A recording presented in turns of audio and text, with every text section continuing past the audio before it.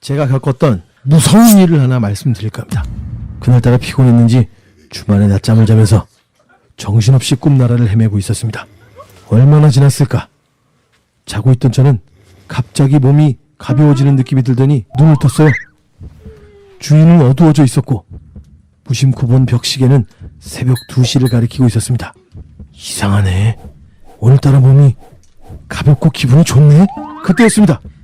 저는 제 눈앞의 상황을 의심할 수밖에 없었어요. 제가 내려다보고 있는 것은 바로 저였어요. 너무 놀라서 공포에 휩싸였습니다. 방안이 어두컴컴해서 잘 보이진 않았지만 제가 내려다보고 있는 것은 저와 똑같이 생긴 또 하나의 저였던 거였어요. 이럴 수가! 이게 TV나 영화에서만 보던 유체 이탈이라는 건가? 이대로 영혼과 육체가 합쳐지지 않으면 어떡하지? 내가 몸을 빠져나온 사이에 다른 영혼이 들어가서 내 몸을 쓸 수도 있다던데, 그럼 난 영원히 영혼으로 떠도는 거 아니야? 별의별 생각이 다 들었어요. 해결책을 찾기 위해 곰곰이 생각했습니다. 그러다 결론을 내렸어요. 그래, 내 몸에 큰 충격을 가하면 깨어나면서 정신을 차리겠지? 저는 누워있던 제 몸을 보면서 왼쪽 뺨을 있는 힘껏 후려쳤어요. 효과가 바로 나타났습니다. 제 몸이 정신을 차리면서 벌떡 일어나더니, 야 이 새끼야, 너 돌았어 임마! 너 뭐하는 짓이야 임마! 아버지야. 아버지였어요. 아버지였습니다. 제가 본 건 저랑 똑같이 닮은 아버지였어요. 저희는 원룸이라 아버지랑 같이 자거든요. 아버지는 주무시다 날벼락을 맞으셨고 저는 그날 새벽 내내 아버지한테 죽도록 맞으면서 정말로 유체 이탈을 경험할 뻔했습니다. 자다는 날벼락이 아버지는. 아이고. 아야. 뭐 잠결에 뭐 헷갈릴 수 있다 그러죠. 정말 비슷하게 생겼나 보네 그러면. 저는 이란성 남녀 쌍둥이입니다. 저희는 나란히 같은 학교에 입학을 했어요. 저는 ROTC여서 방학이면 군사훈련을 받으러 가야 했을 때입니다. 첫 군사훈련을 마치고 집에 돌아오는데 어머니와 쌍둥이 누나가 절 맞이하러 왔더군요. 하지만 차에서 나오지 않는 쌍둥이 누나. 차에 드는 순간 누나가 반창고 같은 걸 눈두덩이에 붙인 채 이쁘지 어? 이쁘다고 한 번 해줘. 이쁘다고 한 번만 해줘 하는 겁니다. 쌍꺼풀 수술을 했더군요. 뭐 요즘 쌍꺼풀은 기본이니까 뭐 대수롭게 생각하지 않고 넘겼습니다. 그 다음 여름 하기 훈련을 마치고 집에 돌아왔을 때 어머니와 누나가 또 마중을 나왔습니다. 차에 있다는 순간 코에 반창고를 붙이고 코 언저리가 퉁퉁 부은 채 이쁘지 나 코 높아졌지 이쁘지 코 높아졌지 한 번만 해줘. 쌍꺼풀은 그렇다 치고 코는 정말 아니라고 생각했습니다. 집에 도착하자마자 전투화를 벗으면서 전 아버지께 따지듯이 물어봤습니다. 아버지, 왜 자꾸 수술을 시켜주는 거예요? 예? 그럴 돈 있으면 저 용돈이나 많이 주시지. 예? 어차피 쟨 시집가면 끝이잖아요. 저번에 쌍꺼풀도 그렇고 저번에 나식도 그렇고 저번에 치아교준도 그렇고 그러다 예? 그게 뭡니까? 아버지가 한마디 하셨습니다. 에휴, 미안해서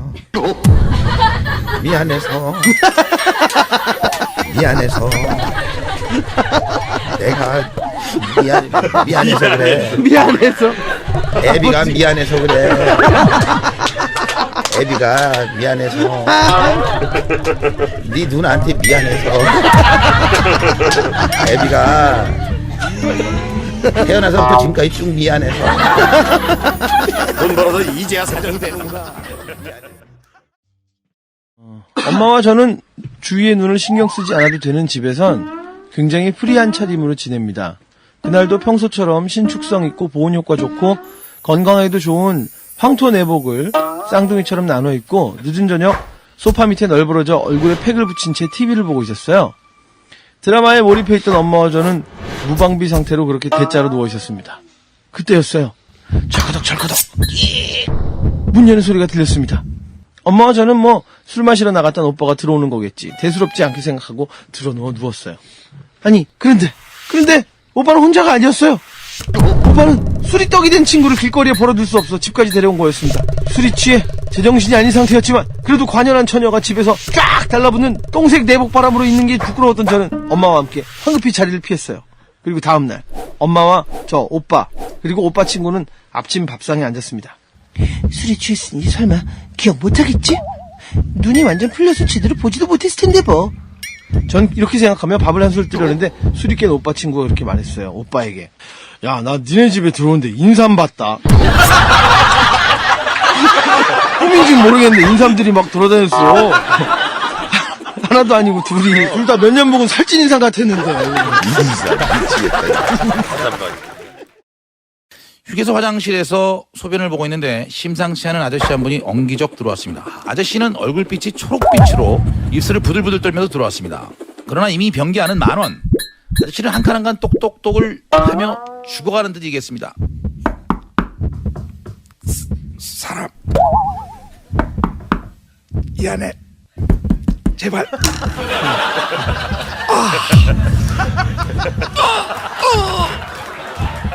안에서는 아무도 안 나왔고 저는 저러다 저 아저씨가 큰일 날 것 같아서 자꾸 보게 됐어요. 그런데 진짜 히트가 뭔지 아십니까? 그 아저씨가 변기 칸들을 향해 이렇게 외치는 겁니다. 10,000원 드릴게요. 10,000원. 가장 빨리 나오는 사람 같아요. 10,000원 드릴게요. 10,000원. 진짜요? 그런데 더 히트가 뭐냐면 곧이어 화장실 세 칸에서 동시에 물려는 소리가 세 칸이 동시에 물려는 소리가 들으니까 정말 흥미진진했어요. 한 칸은 당했는지 안 나오고 왼쪽에서 학생이 한 명, 오른쪽에서 간발의차로 아저씨 한 명이 밖으로 나왔어요. 만원 아저씨를 곧바로 먼저 나온 학생 칸으로 들어가 버렸습니다. 학생과 아저씨가 멀쩡하게 서 있는데 대박! 아저씨가 들어간 칸에서 한 차례의 폭풍이 빠빠빠빠빠빠빠빠 지나가더니 아래 틈으로 10,000원짜리가 쓱 나왔어요. 아저씨는 안정된 목소리로 고맙습니다. 아, 고마워요. 전요 21,000원합니다. 봐주세요. 학생이 꾸벅 인사하고 그 돈을 받아가는 모습이었습니다. 그런데 나머지 오른쪽 칸에 있던 아저씨가 히트입니다. 아씨, 나 그럼 들어가서 마저 싸야겠네. 하더니 다시 들어가셨어요. 해와 사거리에서 일어난 일입니다. 정지 신호를 받고 정지를 하다가 차가 약간 밀려 앞에 서 있던 택시와 미세한 충돌이 일어났습니다. 정말 살짝만 받았을 뿐입니다. 그런데 이럴 수가! 앞에 있던 택시기사가 머리와 허리를 잡고 내리더군요. 저는 잽싸게 내려서 정말 죄송합니다. 뒷범퍼가 살짝 긁혔네요. 한 50,000원 드리면 될까요? 정중히 여쭤보았으나 기사분은 한 3분 정도 허리를 잡고 말씀을 안 하시더니 긁혔으니 이건 범퍼를 갈아야 한다고 하더군요. 조금은 황당했습니다. 50,000원에 처리하자고 한 번 더 여쭤봤지만 절대 안 된다고 하는 겁니다. 저는 업체와 미팅이 있던 관계로 그럼 빨리 가서 처리하시죠 라고 말을 했습니다. 뒤를 따라가던 저와 택시는 또 신호에 걸렸습니다. 그런데 갑자기 덩치가 산만하신 분 4분이 택시에 승차를 하려고 하시더군요. 기사가 내려서 이 차는 사고 난 차라 못 갑니다 라고 말을 하자 덩치들은 차를 돌아보며 어디 사고 났는지 이러더군요. 기사가 뒷범퍼를 가리키자 발로 툭툭 치더니 괜찮구만, 야 타라, 갑시다 기사 양반 하는 겁니다. 기사님은 아무 말도 못하고 저기 사고가 라고 했지만 덩치들은 뭔가 일이 있는지 지금 급하다고 나한테 더 큰 사고하면 나볼텨 인상을 쓰는 겁니다. 그러자 기사님이 저한테 오시더니 비굴하게 하는 말, 저 아까 주신다는 50,000원만 주세요.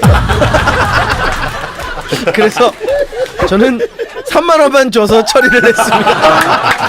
야, 그걸 또 깎았어. 이야. 도와주신 덩치님들 감사합니다. 네, 이런 사연이군요. 때는 바야흐로 무지 추운 겨울 퇴근길이었습니다. 빙판길이라 차가 막히는지 버스를 기다려도 오지 않았습니다. 30분쯤 기다렸을까 드디어 버스가 왔고 승객들마다 기사 아저씨께 얼어 죽을 뻔했다며 진짜 얼어 죽을 뻔했어. 아이고 얼어 죽을 뻔했어. 두들거리면서 버스를 탔어요. 빙판길에 차가 어찌나 막히던지 버스는 1cm씩 움직였고 드디어 다음 정거장에 섰습니다. 앞문이 열렸고 두툼한 코트를 입고 중절모를 쓰신 깔끔한 모습의 할아버지께서 타셨어요. 겉모습과는 달리 할아버지는 버스를 타시자마자 기사 아저씨께 폭언을 퍼붓기 시작했습니다. 내용인 즉 버스가 왜 이리 늦게 오냐며 운전 똑바로 하라는 그런 내용이었습니다. 기사 아저씨는 죄송하다며 약주 한잔 하신 것 같은데 서 계시면 위험하니까 앉으시죠 라고 권해드렸습니다. 할아버지는 기사 아저씨 바로 뒷좌석에 앉으셨고 자리에 앉은 할아버지는 기사 아저씨께 계속 욕으로 랩을 하기 시작했어요. 랩을 어찌나 잘하시던지 귀에 쏙쏙 들어왔습니다. 할아버지의 계속되는 랩으로 퇴근길에 10,000원 버스 안은 슬슬 짜증이 밀려왔고 다들 한기에 다다르기 시작했어요. 혹시나 화가 나신 기사 아저씨가 난폭 운전을 해도 사고라도 나지 않을까 조마조마했습니다. 그때 어디선가 우리의 구세주 아줌마의 목소리가 들려왔습니다. 아니 어르신, 아이, 그 정도 하셨으면 그만하시죠. 빙판길이라 그런 거잖아요. 기사님 잘못도 아닌데 어르신도 자식이 있을 텐데 자식들한테 그렇게 욕하세요? 아줌마의 발언으로 순간 버스는 뒤죽은 듯이 정적이 흘렀고 긴장감이 맴돌기 시작했습니다. 어떤 놈이요? 감히 어른이 말씀을 하는데 끼어들고 너희 부모님이 그렇게 가르치던 너네 애비도 없냐? 네, 작년에 돌아가셨어요.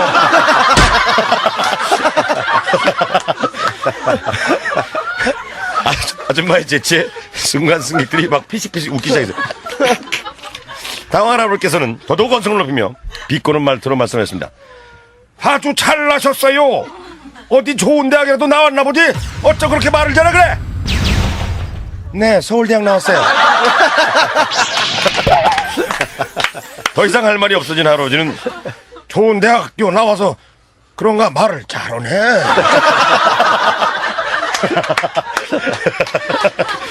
라며 혼잣말을 하시더니 드디어 랩을 끝내셨습니다. 버스 안의 승객들은 아줌마의 재치는 한 방으로 웃음바다가 되었고 조용히 집에 갈 수가 있었습니다. 진보 명품